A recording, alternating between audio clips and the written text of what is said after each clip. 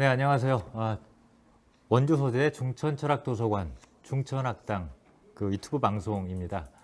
첫 번째 기획으로 인문 토크 뉴노멀 시대 어떻게 될 것인가, 오늘 첫 번째 시간으로 부산 치의학전문대학원의 강신익 교수님 모시고 이야기를 나누고 있습니다. 자, 일부 해보시니까 어떠세요? 예, 재밌네요. 그 선생님이 유튜브시잖아요. 아이, 네, 저 아마추어, 한참 아마추어죠. 그 방송 하신 지 꽤 되셨는데 얼마나 되셨죠? 아이, 뭐, 근데 이 방송 내용이 저는 학생들 강의하는 내용을 올리는 내용이기 때문에. 제가 방송 홍보해드리려고 일부러 이렇게 이렇게 질문을 드리는데, 그 방송 제목이 유튜브에서 검색할 때 뭐라고 치면 되죠? 제 이름 치면 되고요. 몸수다, 이렇게 해서 몸수다. 몸수다. 몸들의 수다. 몸에 관한 수다가 아니라. 그렇죠. 몸들이 이렇게 수다 떠는 거죠. 네. 자, 그리고 제가 책을 2권을 갖고 왔는데, 요게 이제 그 오늘 이야기하신 부분 중에서 그 몸을 어떻게 봐왔는가, 이게 이제 서양 의학적 관점만 들어있는 게 아니라 이 동서양의 관점을 중행무진 누비면서 들은 책이고요. 첫 번째 대표적인 저서고, 잠깐 들어주시죠. 예, 제목이 재밌습니다. 불량 유전자는 왜 살아남았을까? 왜 살아남았을까? 아까 말씀하실 때 면역력이 강하다고 해서 좋은 것만은 아니다. 이 투병, 즉 세균이든 바이러스든 질병의 요인이 되는 것과 싸워서 이기겠다가 아니라, 중요한 것은 서로 잘 친하게 오랫동안 사이좋게 지내는 것이 오히려 더 그 생명을 유지하고 천수를 누리는데 더 좋은 방법이다라고 하는 말씀도 하셨는데, 자, 이제 2부에서도 계속 이어서 우리가 이제 주목하는 부분이 어떻게 살 것인가입니다. 분명히 이제 우리는 생물학적인 신체를 갖고 있지만, 우리의 삶이라고 하는 것은 결국은 사람들과 사람이 함께 사회를 이루고 공동체를 이루어 나가면서 더군다나 경제 활동도 하고 있죠. 그래서 이 지금 감염병의 문제도 사실은 방역의 차원에서만의 판단이 아니라 정치적이고 경제적인 다양한 기준들을 가지고 판단을 하기 때문에 여러 국가나 사회마다 다른 차이점들이 있는데, 먼저 이런 질문을 던져보고 싶어요. 기본적으로 이제 우리가 면역이다라고 하는 말은 생물학적이고 의학적인데, 분명히 면역이 사회마다 다르단 말이에요. 분명히 이것은 사회적이고 정치적인 차원과도 관련이 있을 수밖에 없다라고 하는 것인데, 어떻게 이해를 하는 게 좋을까요? 아까 말씀드린 대로입니다. 역이라고 하는 말이 질병도 있지만 우리가 공적인 그 역할을 하는 것도 포함하고 있기 때문에, 그리고 또 개인에만 한정된 것이 아니기 때문에 우리 함께 그 해결해 나가야 될, 뭐 극복이라기보다는 함께 어떤 문제가 주어졌을 때 그 문제를 해결해 나가는 과정이라고 생각하거든요. 인생이라는 것은 원래 그런 거 아닐까요?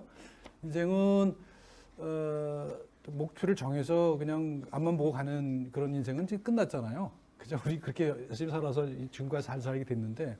선생님은 앞만 보고 살아오셨나요? 이게 제가 보기에는 우리 강신익 교수님이 본래 치과 의사시잖아요.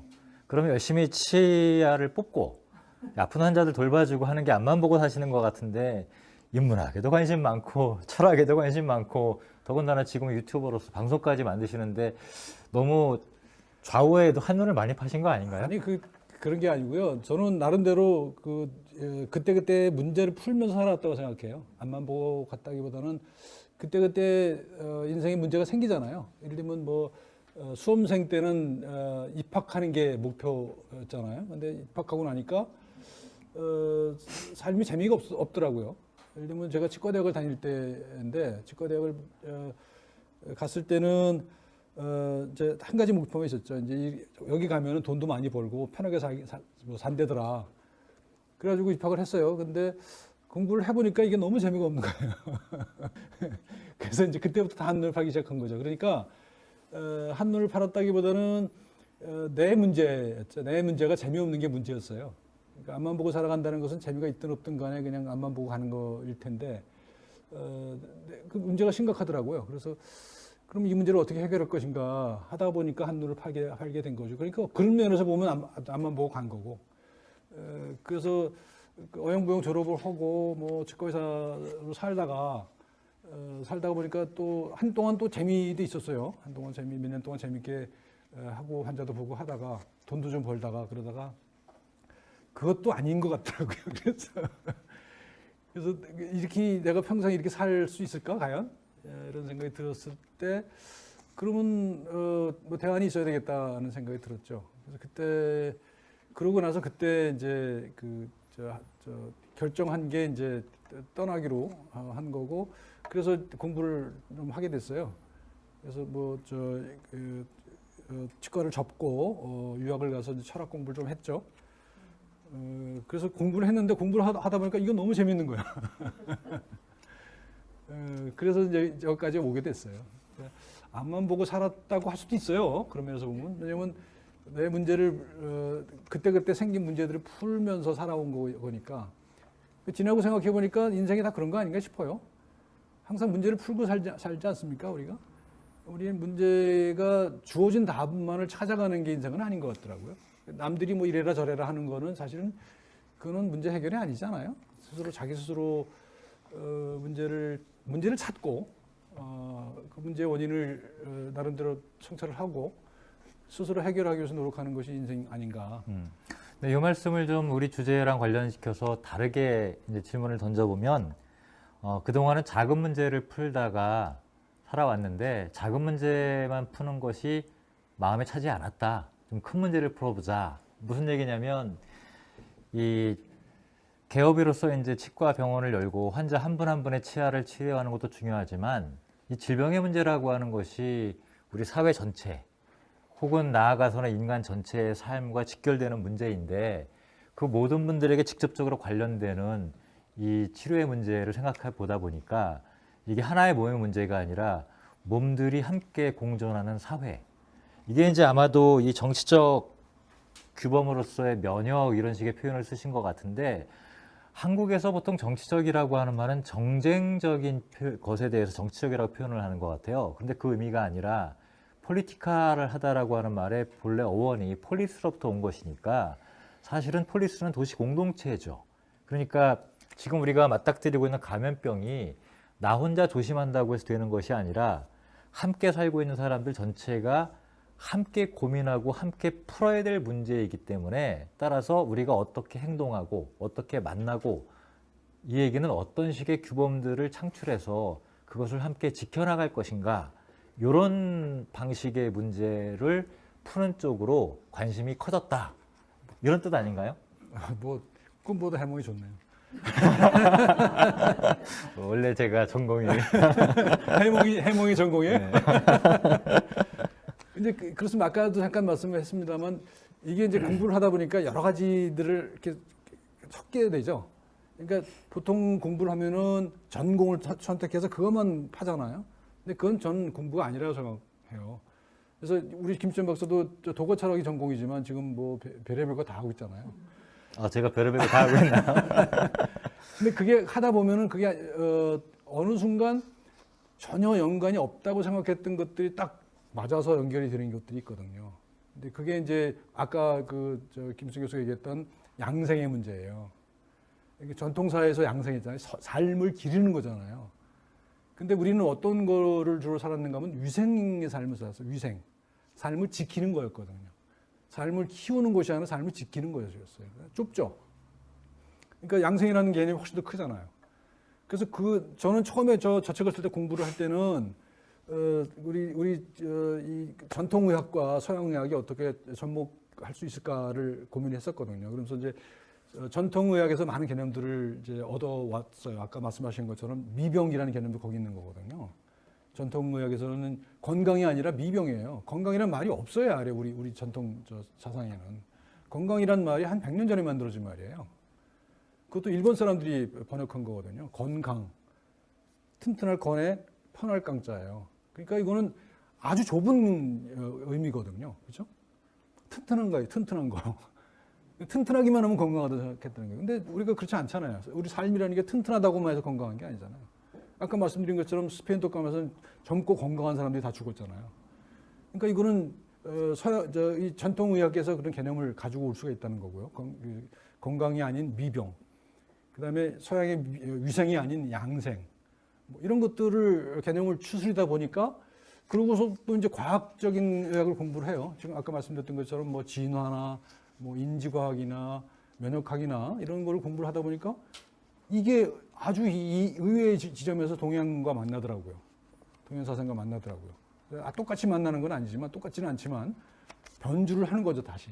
그래서 그 개념들을 다시 이렇게 새롭게 해석할 수가 있게 되는 거죠. 그러니까 결국은 뭐 지금 이제 융합의 시대라고 얘기하는데 이제는 한문만 파갖고는 안 되는 세상이잖아요. 그 직업도 뭐 평생 직업이라는 건 없잖아요, 이제. 그러니까 이것저것 한눈을 파는 것이 우리가 잘 사는 거 아닌가. 오히려 그런 생각이 들어요. 저는 이제 정치적 역학이라고 표현하시니까 이게 규범을 정한다라고 하는 차원도 중요하지만 더 와닿았던 건 뭐냐면 사실 원주만 하더라도 이렇게 도시가 크지 않았잖아요. 주변에 이제 군이라든가 이런 데 인구가 주로 이 지방의 중점 도시들로 인구가 밀집하고, 이 인구가 밀집한다라고 하는 것은 그만큼 사람들 사이 접촉의 빈도와 거리가 많아지고 가까워진다라고 하는 뜻인데, 이게 어찌 보면은 이 감염병과 관련해서는 더 이 좋지 않은 상황 아닌가요? 꼭 그렇게만 얘기하기는 어려울 것 같아요. 그러니까 접촉도 아까 말씀드린 것처럼 접촉이라고 하는 것을 그냥 단순한 물리적인 접촉만을 의미하는 것이 아니라 그 생물 문화적인 접촉도 있는 것이고요.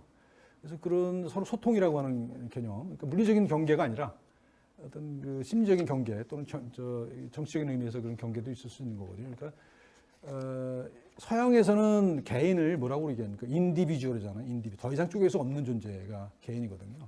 근데 우리는 개인 그런 개념 자체가 없지 않습니까? 우리는 인민이잖아, 인. 그것도 뭐 계급적 의미가 있다며요. 인이라는 말과 민이라는 말이 또 다르다며요. 근데 어쨌든 간에 우리는 같이 모여 사는 그런 존재고, 또 서양에서도 폴리스였단 말이죠. 공동체 생활이었다는 거죠. 그러니까 공동체, 이거 우리 인간이라고 하는 존재는 고립해서 살 수 없는 존재인 거 틀림없죠. 그래서 물리적으로 가까워졌다고 해서 그것이 바로 질병을 일으키는 원인이라고 얘기는 어려울 것 같아요. 어떤 규범을 거기서 새로 만들어 나가느냐. 모여 산다 할지라도 거기서 어떤 규범을 만드냐에 따라서는 전혀 다른 결과가 올 수도 있는 거잖아요. 그래서 그런 것들이 우리가 지금 하고 있는 게 참 잘하고 있는 것 같고요. 모여 살지만 뭐 사회적 거리두기 한다고 하지만 그러면서도 불구하고 계속 이렇게 만나잖아요. 그러니까 이런 것들이 이제 강점으로 작용하는 것 같고요. 또 한 가지만 얘기할게요. 쿠바라는 나라를 아시잖아요. 쿠바라고 하는 나라가 참 재미있는 나라입니다. 굉장히 가난하잖아요. 굉장히 가난한데 거기는 코로나를 상당히 잘 극복하고 있어요. 근데 거기는 검사도 잘 못하고요. 앱도 없어요. 앱도 없는데 거기 앱의 역할을 하는 사람이 누군가 하면 그 가정 방문 의사들이에요. 근데 가정 방문 의사, 거기는 기본적으로 마을에 의사들이 꼭 있거든요. 그러면 마을 주치가 있는 거죠. 그래서 이번 사태는 어떻게 하냐면 각 가정을 방문해요. 가정을 방문해서 어떻게 지내시는지 물어보고 말을 하고 서로 소통해요. 그러니까 거리를 두고 소통을 하면서 거기서 누가 발생했다고 하는 것을 바로 체크를 해요. 이건 하이테크가 필요 없어요. 그냥 사람 간의 관계를 통해서. 그러니까 의사와 환자의 관계가 아주 짧은 거죠. 물리적인 거는 떨어져 있다 할지라도 실질적으로는 상당히, 그러니까 사람들이 요즘에 코로나 블루 뭐 얘기하잖아요. 고립된 삶을 살기 때문에 생기는 문제가 있는데 거기서는 그것이 극복이 되고 있는 거죠. 그러니까 뭐 시시콜콜한 얘기까지도 하는 거죠. 시시콜콜한 얘기를 한다면은 그러면은 그거는 여러 가지 문제가 해결되는 그런 거거든요. 그러니까 그래서 그 의사들이 그 지역 사람들이 일일이 다 알기 때문에 그걸 통제하는 방법도 이미 알고 있는 거죠. 근데 그것이 강제력이 아니라 서로 그 공동체 생활을 통해서 해결하고 있다는 거잖아요. 그러니까 저는 한국이 그런 고도의 테크놀로지를 이용해서 이걸 통제를 하고 있다면 쿠바 같은 나라는 아주 원시적인 방법을 통해서 상당히 성공적으로 해결하고 있는 나라가 아닌가 그런 생각이 듭니다. 네, 진짜 이런 이야기를 들을 때마다 사실 좀 당혹스럽기도 할 때가 있어요. 그러니까 예전에 저는 이제 쿠바라고 하는 나라가 상당히 의료에서는 굉장히 선진국이다라고 하는 거를 나중에 이제 공부를 하면서 알게 됐지만, 제가 처음 신기했던 건 뭐냐면은, 왜 기억나실지 모르겠지만 007 시리즈에서 할 때 전 세계를 정복하려거나 나쁜 짓을 하려고 하는 사람들이 얼굴을 바꾸려는 수술을 할 때 가는 데가 쿠바예요. 혹시 영화 장면에서 그런 기억 안 나오시는지 모르겠지만, 근데 왜 하필이면 쿠바로 가지? 쿠바는 못 사는 나라 아닌가 했는데 나중에 알고 보니까 이 봉쇄 정책으로 인해서 에너지 자급부터 등등하고 거기가 이제 사회주의 의료 시스템이었기 때문에 이제 이런 의료 시스템 자체가 상당히 뭐라 그럴까, 거기도 국가 무상 체계인가요? 그럼요. 그리고 우리 쿠바 그러면 딱 떠오르는 인물 있잖아요. 체게바라. 체게바라가 의사잖아요. 체게바라가 의사하고 그 사회주의 의료 체제를 가장 성공적으로 정착시킨 나라라고 할 수가 있어요. 예를 들면 중국이나 북한은 다 무너졌잖아요. 다 무너졌는데 여기는 아직도 경제 봉쇄가 시행되고 있기 때문에 역설적으로 그것이 가능한 것일 수가 있어요. 그리고 그런 어떤 로테크, 그 아주 첨단이 아닌 그런 원시적인 테크놀로지가 많이 발달하죠. 예를 들면 이런 거예요. 쿠바 가면은 지금 이제 관광 상품으로 됐는데 거기는 아주 오래된 자동차들이 많이 굴러다니죠. 1950년대에 만들어진 자동차들이 쿠바에 건너갔는데 거기서 돌아다니다가 경제 봉쇄가 되니까 부품을 못 구해요. 근데 이걸 굴려야 돼요. 그러니까 자기 나름대로 부품을 개발해서 그걸 굴리는 기술이 개발된 거죠. 그래서 자동차 수명이 가장 긴 나라가 쿠바다. 근데 사람들도 오래 살아요. 근데 거기는 보면 예를 들면 보통 그 통계를 보면 이렇거든요. 대개 한 10,000불까지는요, 1인당 GDP가 10,000불까지는 이 수명이 이 GDP에 비례해요. 못 사는 사람들은 일찍 죽고 많이 버는 사람은 오래 살거든요. 근데 10,000불 넘어가면 이게 달라져요. 10,000불 넘어가면 이렇게 가거든요. 근데 그게 보면은 추세가 보이는데요. 그런 나라 중에서 오래 사는 나라가 있고 못 사는 나라가 있어요. 예를 들면 30,000불이잖아요. 미국 같은 30,000불, 40,000불?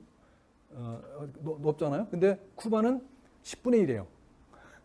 미국에. 근데 평균 수명 곡선을 보게 되면 쿠바가 더 위에 있어요. 이게 뭐냐면 이건 건강 정책에서 이제 아주 많이 나오는 얘기인데요. 건강에 영향을 미치는 요인 중에서 많은 것들이 있겠잖아요. 지금 말하는 것처럼 국민 소득도 있고요. 근데 그 중에서 가장 큰 역할을 하는 것이 불평등이냐, 평등이라는 거예요. 못 살아도 평등하면 오래 산다는 거죠. 이게 지금 우리 사회에서 잘 받아들여지기 어려운 얘기인데, 그건 아주 대규모의 그 통계 수치를 통해서 증명이 되고 있습니다, 이미. 그래서 이것이 이제 우리가 코로나 같은 역병에 대해서도 그대로 적용되고 있다, 이렇게 볼 수 있는 거죠. 네, 남미 쪽에서 그 의과대학에 유학을 가려고 하면은 미국으로 가는 게 아니라 쿠바로 간다. 이게 일상적인 현상이었죠, 일반적인. 그렇지는 않은데 예를 들면 미국이나 이런 데서는 쿠바 안 가죠, 절대로. 근데 이제 베네수엘라나 이런 데서 남미 쪽 사람들은 거기는 쿠바가 아예 국가 정책으로 남미 다른 나라 지역 사람들 데려다가 교육을 시키거든요. 그리고 세계 어떤 그 대규모 재난이 발생했을 때 제일 먼저 가는 의사들이 쿠바 의사들이라는 거예요. 그 대신에 이제 쿠바 의사들은 못 살아요. 그러니까 서방 세계 의사들은 절대 안 가죠.